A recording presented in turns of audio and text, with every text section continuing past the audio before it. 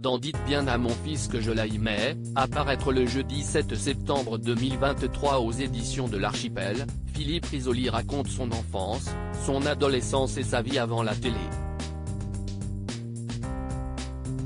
Au détour d'une page, il revient toutefois sur son départ de TF1 alors qu'il était au sommet de sa gloire.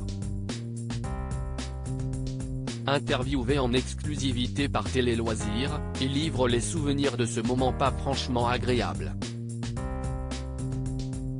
Presque totalement absent des écrans depuis 2012 et l'arrêt de l'école des fans sur Gulli, CIST en librairie que Philippe Risoli revient le jeudi 7 septembre 2023 avec la parution de Dites bien à mon fils que je l'aimais aux éditions de l'Archipel.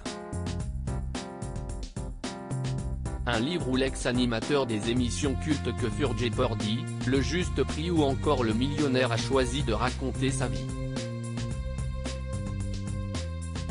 avant la télévision. En effet, le présentateur y narre son enfance heureuse auprès de ses parents, son adolescence entre passion pour la musique et le cinéma, ses études de droit et ses débuts à la radio. Bref, tout le parcours qu'il a finalement conduit à la télévision.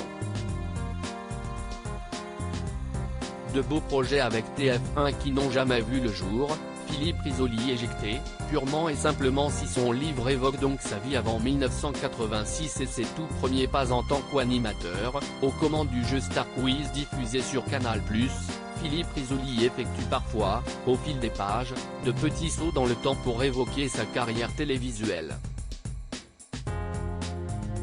Il évoque notamment à demi-mot le fait qu'il ait été éjecté, purement et simplement, mais sans donner plus de détails.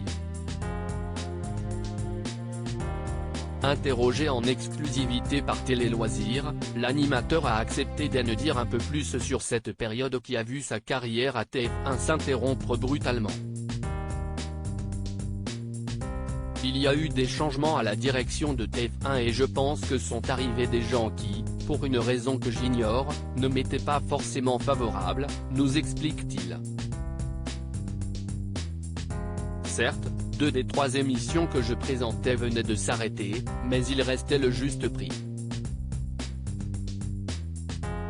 Sauf qu'en 2001, avec le passage à l'euro, les candidats n'arrivaient plus à jouer et à évaluer correctement le prix des objets.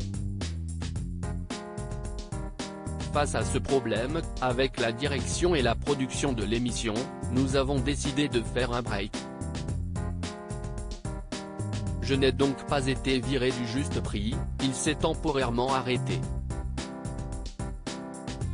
J'avais pourtant de beaux projets avec TF1 sauf que ça ne s'est pas fait.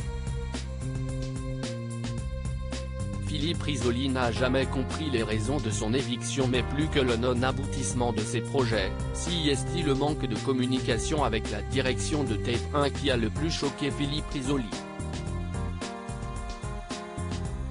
Moi qui avais accès à peu près à tout le monde, du jour au lendemain, je n'avais plus accès.